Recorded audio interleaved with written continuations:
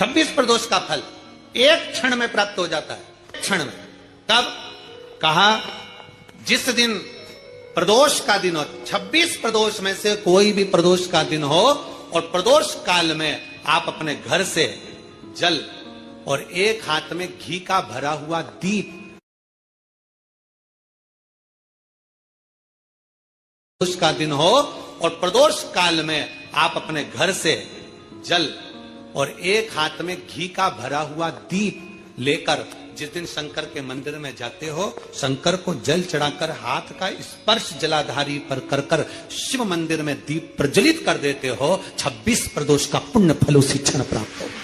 26 प्रदोष का फल एक ही दिन में, एक ही क्षण में प्राप्त हो जाता है। 26 प्रदोष। शमी की जो पत्ती होती है,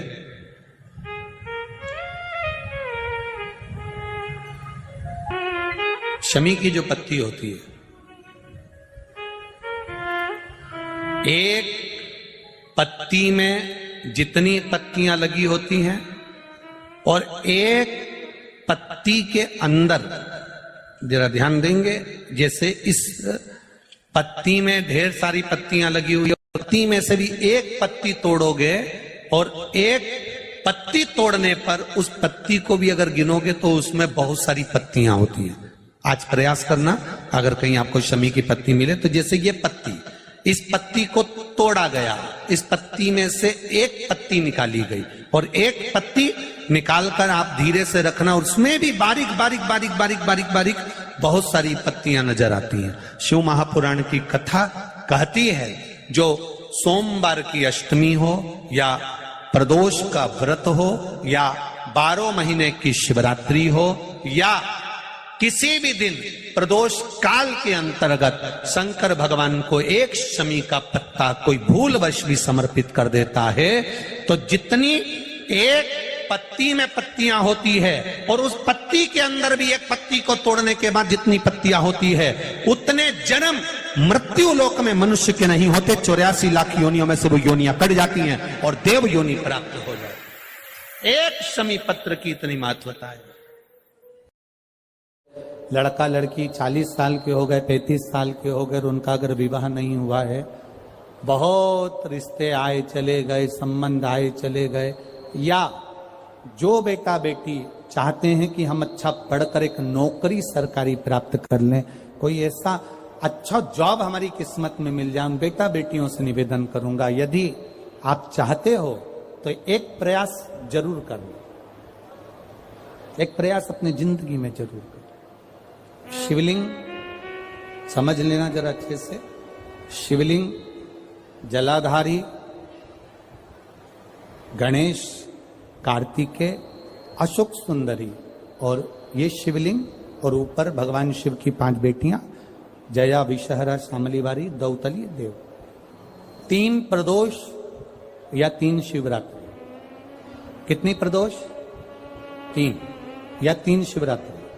मेरा बेटा बेटियों से निवेदन है, जो अच्छी पढ़ाई कर रहे हैं, मेहनत करो, अच्छा पढ़ो, और मेहनत के साथ में जब कंपटीशन एग्जाम में बैठने का समय आए, 3 स्थान जहां पर आपको, प्रथम अशोक सुंदरी,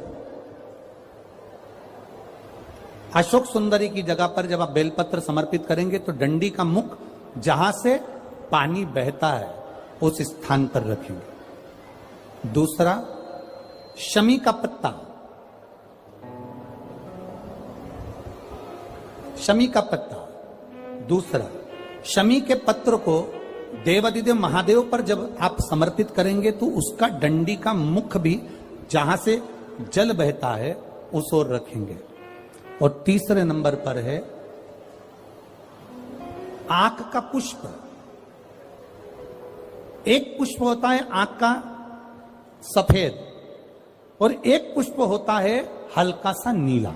करें दर्शन आप लोगों ने? जम के तो बोलो जरा, करें ना? एक सफेद होता है, एक हल्का सा नीला होता है। सफेद आंख का जो पुष्प होता है वो केवल देवादिदेव महादेव का एक स्वरूप होता है, और हल्का सा जिसमें गुलाबीपन, नीलापन होता है वो शिव, पार्वती, गणेश, कार्तिकेय, अशोक सुंदरी, जया, विषहरा, सामरीवारी, दौतली, देव और शिव जी के जितने गण हैं उन सबका प्रतीक होता है।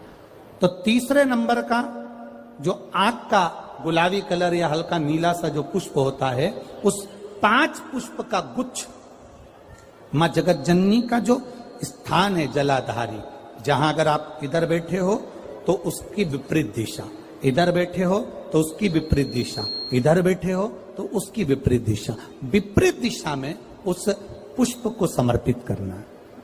अच्छी पढ़ाई करो, अच्छी मेहनत करो, और मेहनत के साथ में जब कंपटीशन एग्जाम के लिए जा रहे हो, उस जगह पर सीए की पढ़ाई भी कर रहे हो, चाहे किसी भी पढ़ाई में लगे हो, मेहनत के साथ में बाबा देवाधिदेव महादेव को 3 प्रदोष या 3 शिवरात्रि आप दिल से बाबा को समर्पित कर कर, बाबा से प्रार्थना कर कर अशोक सुंदरी पर चढ़ाई हुई बेलपत्र को वापिस लेकर आइए। जिस विद्या स्थल पर आप पढ़ाई करते हो, जिस कमरे में आप रहते हो, वहां उस बेलपत्र को 3 प्रदोष की या 3 शिवरात्रि की बेलपत्र रखिए।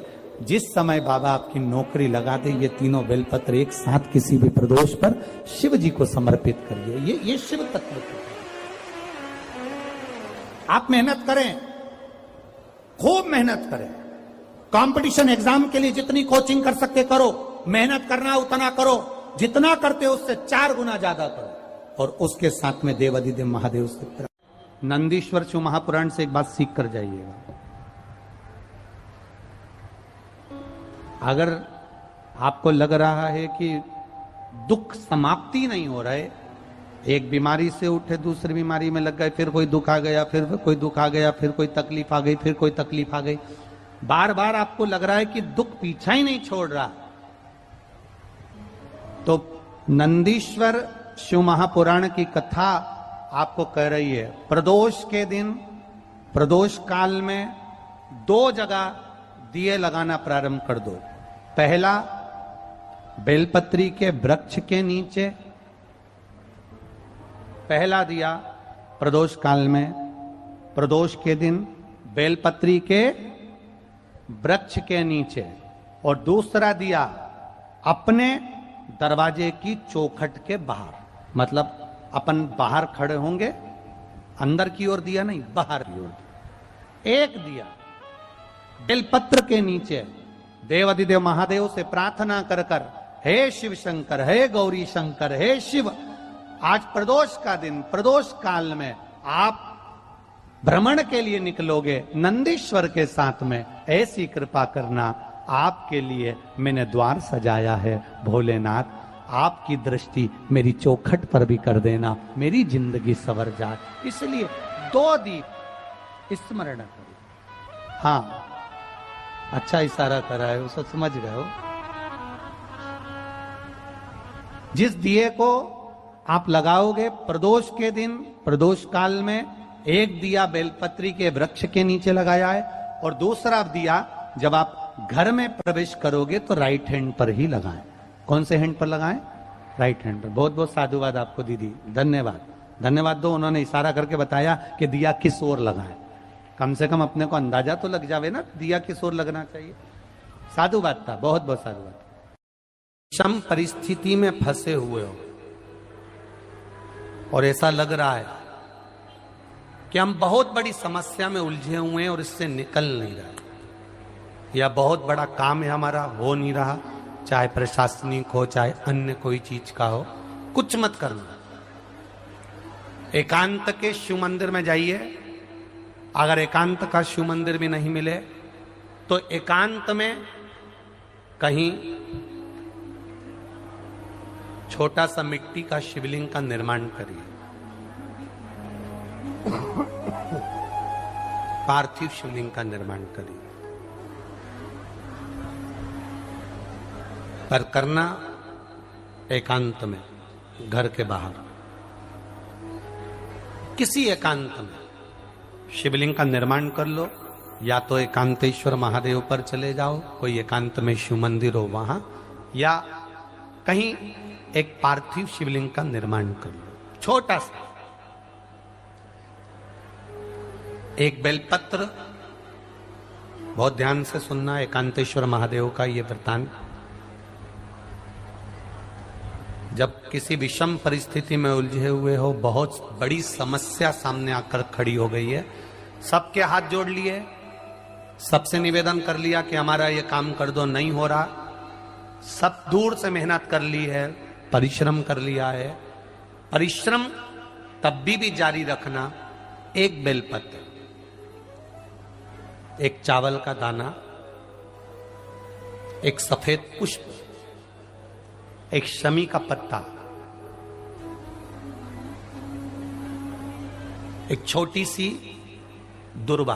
दुर्वा जानते हो सब लोग, जो जमीन पे दूब लगी रहती है, दुर्वा, दुर्वा, एक दुर्वा। वो दुर्वा में बस, दुर्वा में वो जो दुर्वा होती है, कोई कोई दुर्वा एक डंडी की होती है। दुर्वा में बस इतना ध्यान रखना कि दुर्वा एक रहे और उसमें से 2 पत्तियां निकली हुई हो। देखिए ना आप लोगों ने, पहले बोलो, जम के बोलो, देखा है ना? दुर्वा एक हो और 2 पत्ती की हो, एक ही कहलाएगी। 2 पत्ती निकली हुई दुर्वा, एक श्वेत पुष्प, शमी का पत्ता, बेलपत्र, चावल का एक दाना। एकांत में कोई शिव मंदिर हो, अगर मंदिर ना हो तो एक छोटा सा पार्थिव शिवलिंग का निर्माण किसी पेड़ के नीचे एकांत में जाकर पूजन कर कर, आराधना कर कर, घी का दीप लगाकर एक एक सामग्री शिव जी पर अपने मन की कामना कर कर समर्पित करना प्रारंभ कर दीजिए। शुरुआत दुर्वा से करना। दुर्वा के बाद में श्वेत पुष्प,